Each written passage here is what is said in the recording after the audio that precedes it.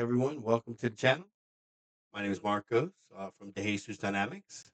I'm super excited you're here with me today.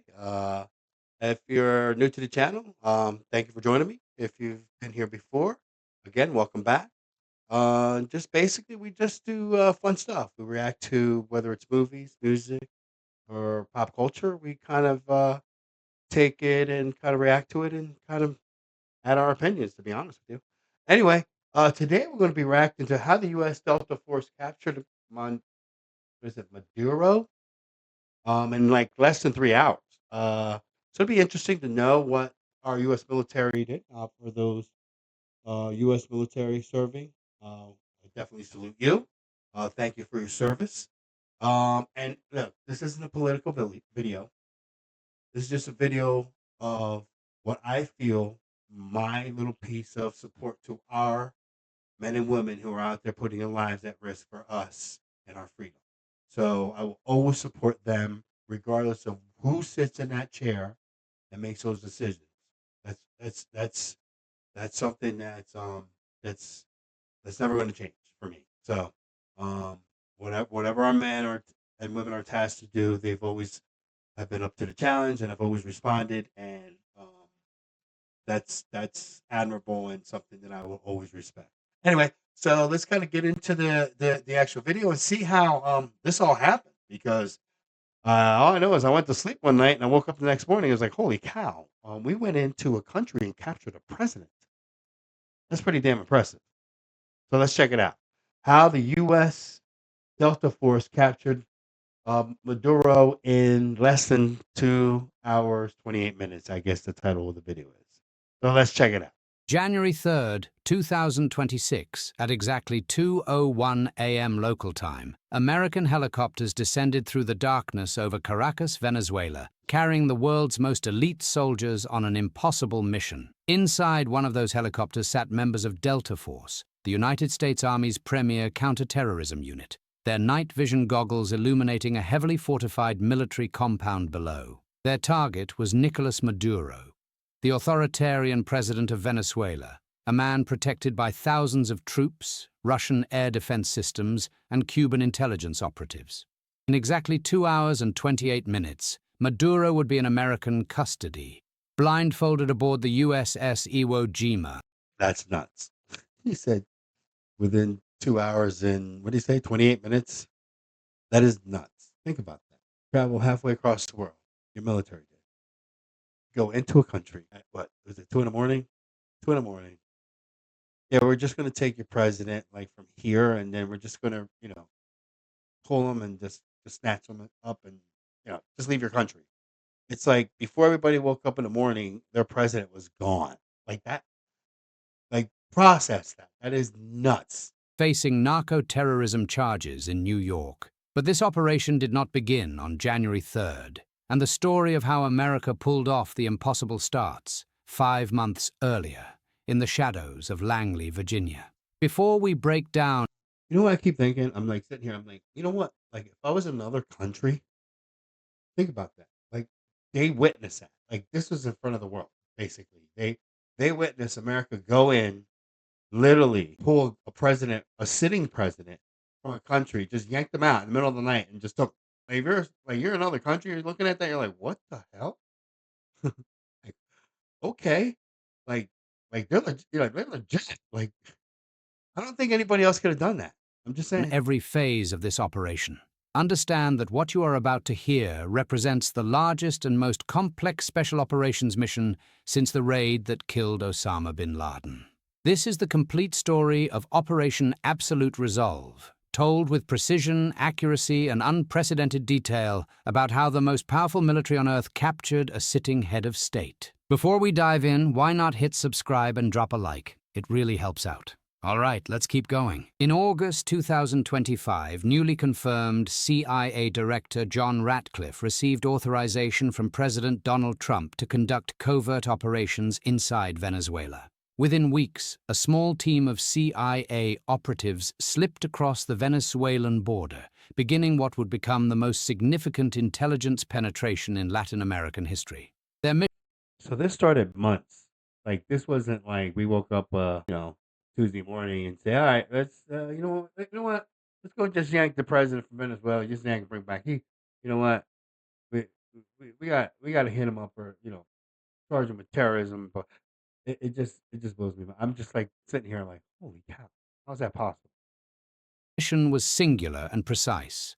Track Nicolas Maduro's every movement, map his security apparatus, and identify vulnerabilities in his protective cocoon. The CIA team established surveillance operations across Caracas, monitoring Maduro's pattern of life with the patience of predators stalking their prey through the jungle. They documented where he slept each night, what routes his motorcade traveled, which restaurants he frequented, and even the habits of his pets. General Dan Kane, chairman of the Joint Chiefs of Staff, would later reveal that American intelligence knew intimate details about Maduro's daily routine down to his meal preferences.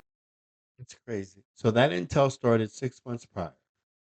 So they were tracking his every basically his every move, and it's even more alarming. They know his, you know, what he was having for dinner that evening. I bet you they could tell you what he had for dinner before he got captured. I mean, geez, like that's impressive. To be able to know and have that type of information. You know what I mean? That type of being able to capture that type of surveillance in another country without being caught, without even being noticed. I mean, you're looking at 6 months of information, intelligence gathering.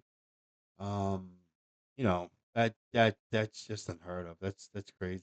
But the CIA's most valuable asset was not electronic surveillance or satellite imagery. It was a human source embedded within Maduro's own inner circle. This source, whose identity remains classified, had penetrated the highest levels of Venezuelan power and was feeding real-time intelligence directly to American handlers.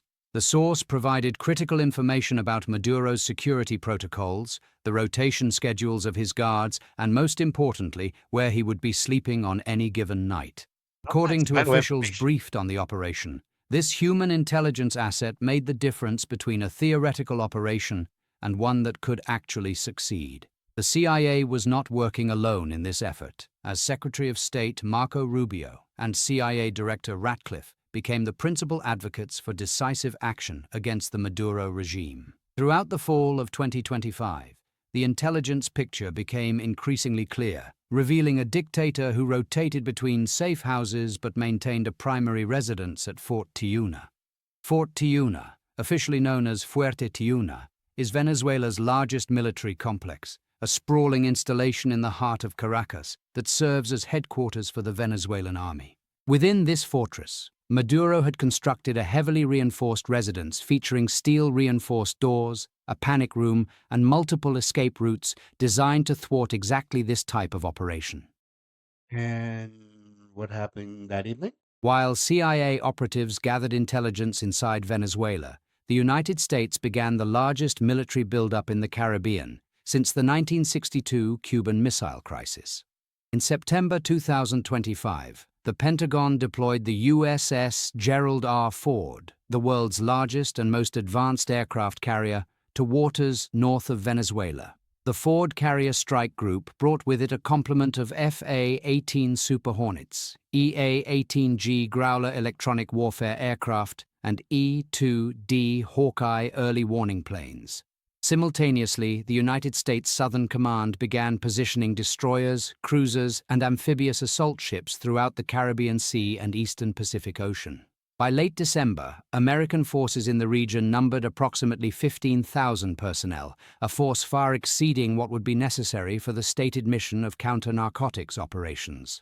The 161st Special Operations Aviation Regiment, known as the Night Stalkers, quietly deployed their specialized helicopters to forward operating bases in the Caribbean. These elite aviators, based at Fort Campbell, Kentucky, are considered the finest helicopter pilots in the world, trained specifically for high-risk special operations insertions. Their aircraft included MH-60 Black Hawk variants modified for special operations, MH-47 Chinook heavy-lift helicopters, and MH-6 Little Bird attack helicopters. The Night Stalkers had flown the missions that captured Saddam Hussein and killed Osama bin Laden, and now they prepared for their most politically sensitive operation ever. Meanwhile, F-22 Raptor stealth fighters deployed to Joint Base Langley Eustis began rotating through Puerto Rico, establishing a forward Ooh, presence within striking distance of wow. Caracas. F-35 Lightning II stealth fighters from the Marine Corps also arrived in Puerto Rico, with 10 aircraft setting up operations at the former Roosevelt Roads Naval Station. B-1B Lancer bombers from Dyess Air Force Base in Texas began flying missions over the Caribbean, their presence detected by civilian flight trackers monitoring military movements. The official justification for this massive buildup was Operation Southern Spear, a counter-narcotics campaign targeting drug smuggling vessels traveling from Venezuela to the United States. Since September, American forces had struck at least 35 suspected drug boats, killing more than 114 people in what the administration described as attacks on narco-terrorists. But military analysts and foreign governments understood the true purpose, recognizing that the assembled firepower far exceeded anything required for interdicting drug shipments. On November 21, 2025, President Donald Trump picked up a secure telephone and placed a direct call to Nicolás Maduro, initiating the final diplomatic phase before military action. During a 15-minute conversation, Trump delivered an ultimatum that left no room for misinterpretation. Resign immediately, leave Venezuela with your family, or face the consequences. Trump offered Maduro safe passage out of the country, suggesting exile in Russia or China, and reportedly offered to allow him to retain up to $200 million of personal assets. According to sources familiar with the call, Maduro seemed to waver, coming close to accepting the offer before making demands that would prove unacceptable to Washington. Maduro demanded blanket amnesty for himself, his wife Cilia Flores, and approximately 100 top officials accused of drug trafficking, corruption, and human rights violations. He also insisted on maintaining some control over Venezuela's armed forces during any transition. I think he should have took the deal they originally offered. Like 240 million of personal asset. Like, yeah, again, I don't know. I mean, it just, I don't want to get into the politics of it, but I'm just saying 240 million in personal assets is nothing to sneeze at. He'll be fine for the rest of his life. Him and his wife. Yeah, I don't know. That's just crazy.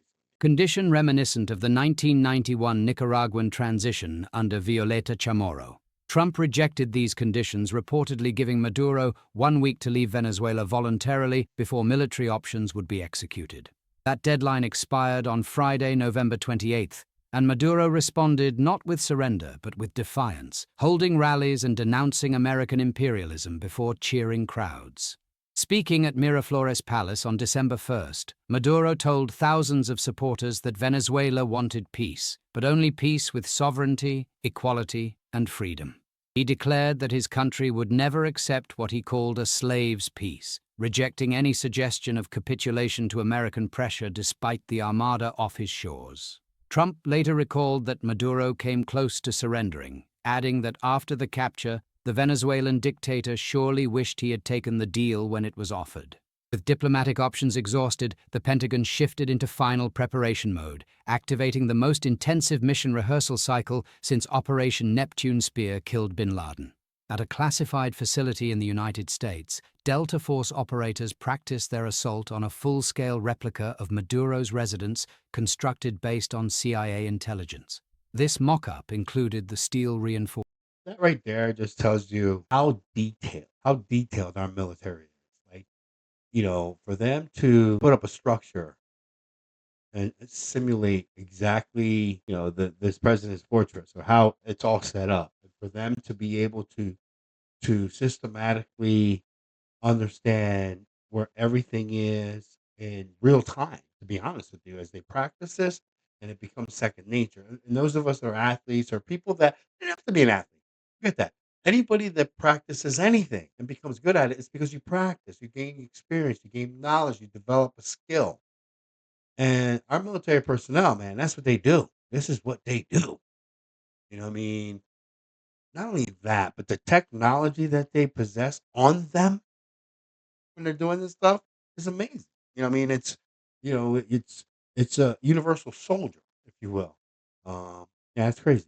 Force doors, the layout of hallways and rooms, and the exact dimensions of the panic room that Maduro would attempt to reach during the raid. President Trump would later describe this replica to Fox News, noting that it featured all the same steel everywhere, replicating the fortress-like protection Maduro believed would save him. The operators rehearsed breach techniques, room-clearing procedures, and extraction protocols dozens of times until every movement became muscle memory, requiring zero conscious thought. General Kane explained the preparation philosophy in a press conference, stating that they trained not to get it right, but to ensure they could not possibly get it wrong. Special equipment was prepared for the mission, including what Trump described as massive blowtorches capable of cutting through the reinforced steel doors protecting Maduro's safe room. The FBI's hostage rescue team was integrated into the operation to provide the legal authority for formally arresting Maduro once Delta Force secured him. This arrangement allowed the administration to characterize the mission as a law enforcement operation with military support rather than a purely military action. By Christmas 2025, President Trump approved the operation in principle, though the exact execution date would depend on weather conditions and final intelligence confirmation. The original plan called for execution on New Year's Eve, but meteorological conditions over the Caribbean and the mountains surrounding Caracas forced a postponement. Throughout the holiday week, Delta Force operators and Night Stalker pilots remained on standby aboard ships and at forward bases, waiting for the order that would launch them into history. Operation Absolute Resolve represented the largest synchronized special operations mission in American history, coordinating assets across every domain of modern warfare. The United States Air Force contributed F-22 Raptor stealth fighters, the world's most advanced air superiority aircraft, capable of evading the most sophisticated radar systems. F-35 Lightning II stealth fighters from both the Air Force and Marine Corps provided additional strike capability, combining air-to-ground attack power with advanced electronic warfare. B-1B Lancer bombers flying from bases in Texas would deliver precision-guided munitions against Venezuelan military infrastructure and air defense installations. The Navy's contribution included carrier-based FA-18 Super Hornets and EA-18G Growlers, the latter specifically designed to jam and suppress enemy radar and communications. So basically, we just established air superiority. Bottom line. I'm not even getting to the sea. There are two friggin' aircraft carriers sitting out there. Are you kidding me? Like, so sea's out of the question, air's out of the question. My lord, what's left? Like Surveillance this, and reconnaissance assets included E-2D Hawkeye airborne early and each one of warning these planes does aircraft something and what different. appeared to be the classified Nuts. RQ-170 Sentinel stealth drone spotted over Caracas. United States Cyber Command activated its most sophisticated capabilities, preparing to penetrate Venezuelan military networks and disable critical communications infrastructure. The Army's Delta Force provided the ground assault element, with operators trained specifically for direct action missions and the capture of high-value targets. The 161st Special Operations Aviation Regiment would fly the helicopters carrying the assault force, navigating at extremely low altitude to avoid radar detection. Navy destroyers positioned offshore stood ready to launch Tomahawk cruise missiles against diversionary targets, creating chaos to mask the true objective of the operation. In total, more than 150 aircraft would participate in the operation, launching from 20 different bases across 150 aircraft. They were all over that country. 150 planes loaded, loaded with ammunition. Like waiting for somebody to peep out and try to do something. Oh my God! Like I'm pretty sure they probably would have had to have had some type of air traffic controller. You have that many planes in the air? You kidding me? Wow. land and sea throughout the Western Hemisphere. The Venezuelan air defense network that American forces would have to penetrate represented billions of dollars of Russian and Chinese military technology layered across the country. The backbone of Venezuela's ground-based air defense was the S-300VM system, known by NATO as the SA-23 Gladiator, purchased from Russia for approximately $1 billion. This mobile anti-aircraft and anti-ballistic missile system could theoretically engage targets at ranges up to 200 kilometers and altitudes up to 30 kilometers. Supporting the S-300VM were Buk M2E medium-range surface-to-air missile systems mounted on wheeled chassis for rapid relocation and independent operation. Short-range defense was provided by Pantsir S-1 systems, which Russia had delivered as recently as October 2025, combining 30mm cannons with radar-guided missiles. Older S-125, Pechora 2M systems, upgraded versions of a Soviet-era design, provided additional low-altitude coverage around critical installations. Chinese technology formed the nervous system of this defense network, with JY-27 early warning radars and JYL-1 surveillance radars theoretically capable of detecting stealth aircraft. The Venezuelan Air Force operated 21 Su-30 Mk-2V flanker fighters, advanced Russian jets capable of carrying Kh-31 anti-ship missiles that posed a significant threat to American vessels. Cuban intelligence operatives and military advisors were embedded throughout Maduro. So, and again, I don't know. Was there any? Did they put up a fight? I don't know if did they even get any planes in the air? You know what I mean, like, did they get any planes in the air? Like, put up a fight? And again, I get it that it was a surprise, but at some point, I would have thought that they would have activated their military, got some planes in the air, and began the progress or process of trying to figure out what the frig is going on. Security apparatus, providing additional layers of protection and surveillance capability. On paper, Venezuela possessed one of the most formidable air defense networks in Latin America, a shield that Maduro believed would make any American attack impossibly costly. On the evening of January 2, 2026, President Trump gathered with his national security team at Mar-a-Lago, Florida, to monitor what would become his most consequential military decision. At 10:46 p.m. Eastern Time, Trump gave the final execute order, saying simply to his commanders, "Good luck and Godspeed." Within minutes, aircraft began lifting off from 20 bases scattered across the Western Hemisphere, converging toward Venezuelan airspace in carefully choreographed waves. The first wave consisted of electronic warfare aircraft and stealthy platforms designed to blind Venezuelan radar systems before the main assault could be detected. United States Cyber Command launched coordinated attacks against Venezuelan military networks, reportedly causing widespread disruptions to communications and power systems. President Trump later suggested that the United States had blacked out Caracas using what he called a certain expertise that we have, referring to cyber capabilities. IA-18G Growlers and F-35s began flooding Venezuelan airwaves with electronic noise, forcing radar operators to increase power output to see through the digital static. The moment those radars powered up to full strength, they became beacons for American AGM-88 HARM anti-radiation missiles, designed specifically to home in on radar emissions. Within minutes, 12 major radar installations across northern Venezuela went dark, their operators either killed or forced to shut down to avoid destruction. F-22 Raptors established air superiority over Caracas, their stealth characteristics making them virtually invisible to any surviving Venezuelan detection systems. Venezuelan Su-30 pilots who attempted to scramble from Valencia Air Base received radio warnings in Spanish: "Return to base immediately or you will be destroyed." Facing the reality of American fifth-generation fighters already dominating their airspace, the Venezuelan pilots wisely chose discretion over valor. That answered my question. So they basically did get planes in the air, but um, American strength was just American air superiority is just overwhelming.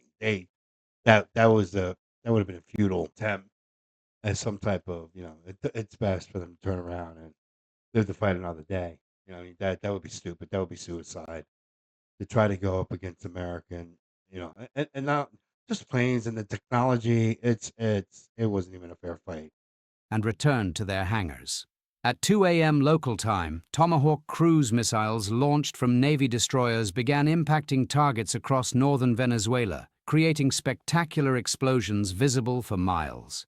Ammunition depots at Fuerte Tiuna military base erupted in secondary explosions, the night sky illuminated by cascading fireballs that convinced many civilians an invasion had begun. Fuel storage facilities at La Guaira port were struck, sending columns of black smoke rising into the pre-dawn darkness and drawing military response teams toward the coast. Generalissimo Francisco de Miranda Air Base, located in eastern Caracas, received precision strikes that cratered runways and destroyed aircraft maintenance facilities. These strikes were not designed to cause mass casualties but to create maximum confusion, drawing Venezuelan military attention away from the true objective. Air raid sirens wailed across Caracas as panicked civilians fled to shelters, basements, and subway tunnels, convinced that a full-scale American invasion was underway. Venezuelan military units rushed toward the explosions on the city's periphery, exactly as American planners had intended, leaving Maduro's compound with reduced protection. Defense Minister Vladimir Padrino Lopez later reported that American combat helicopters fired rockets and missiles in urban areas during these diversionary operations. While explosions rocked the outskirts of Caracas, helicopters from the 161st Special Operations Aviation Regiment crossed the Venezuelan coastline, flying at barely 100 feet above the waves. The pilots navigated through mountain passes using terrain-following techniques, using the very geography that Venezuela believed would protect its capital as concealment. At 2 a.m. local time, the lead helicopter carrying Delta Force operators reached the perimeter of Maduro's compound within the Fort Tiuna military complex. Venezuelan ground forces opened fire on the approaching helicopters, striking one aircraft but failing to bring it down as the armored machine continued its mission. The American helicopters returned fire with overwhelming force, their door gunners and accompanying attack helicopters suppressing defensive positions around the compound. Fast ropes dropped from hovering helicopters as Delta Force operators descended onto the compound grounds, their movements rehearsed to perfection over months of preparation. Inside his residence, Maduro awoke to the sound of explosions and gunfire, immediately understanding that the moment he had feared for years had finally arrived. He attempted to reach his steel-reinforced safe room, the panic room designed specifically to protect him until rescue forces could arrive. But Delta Force operators moved with speed that Maduro could not match, breaching doors with explosive charges and flooding rooms with overwhelming tactical precision.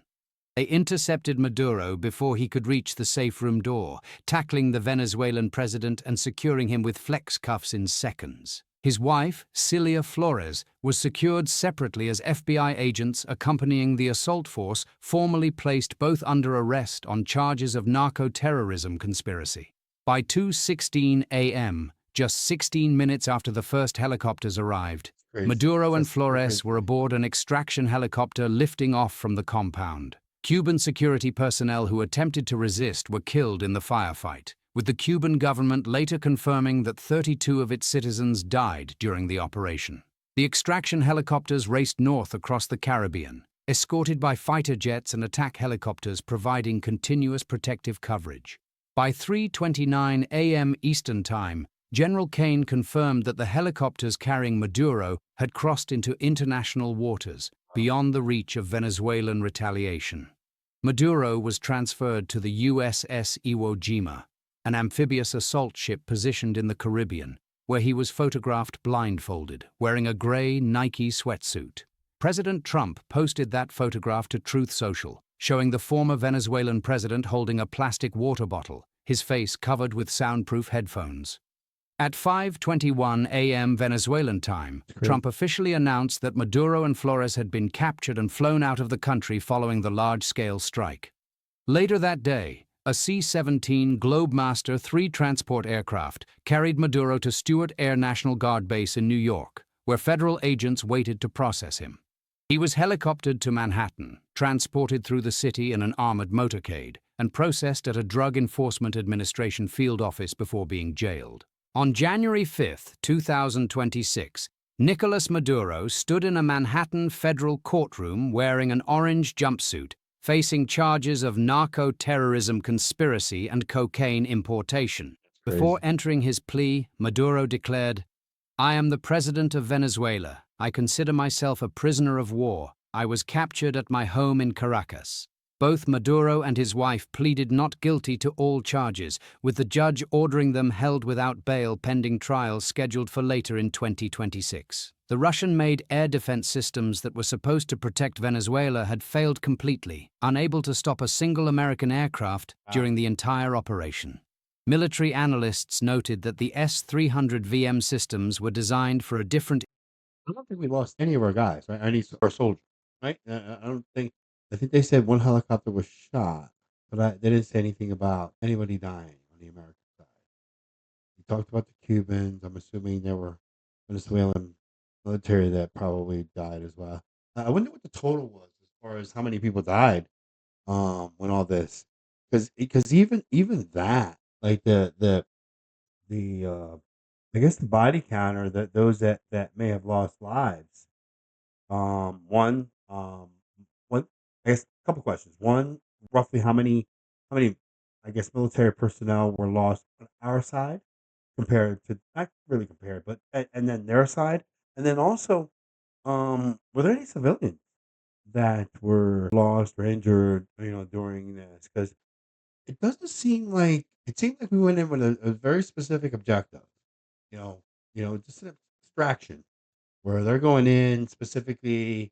They had these two targets in mind, the wife and the husband, yanked them right out of bed or wherever, and they were gone. Like, so, which makes sense. I mean, with the time frame, you're looking at what, 2 hours and 28 minutes. So, which again minimizes the opportunity for the loss of life. So anyway, just was wondering about that. Era of warfare, incapable of countering the networked electronic warfare-heavy American assault. The success of Operation Absolute Resolve demonstrated the overwhelming superiority of American military technology and the irreplaceable value of human intelligence on the ground.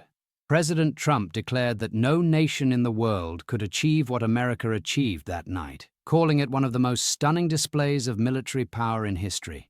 The operation that captured Nicolas Maduro lasted just 2 hours and 28 minutes from first strike to extraction confirmation, rewriting the rules of modern special operations. It proved that with sufficient intelligence, adequate preparation, and overwhelming force, even the most protected targets in the most defended locations could be reached. And it sent an unmistakable message to dictators, terrorists, and narco-traffickers everywhere.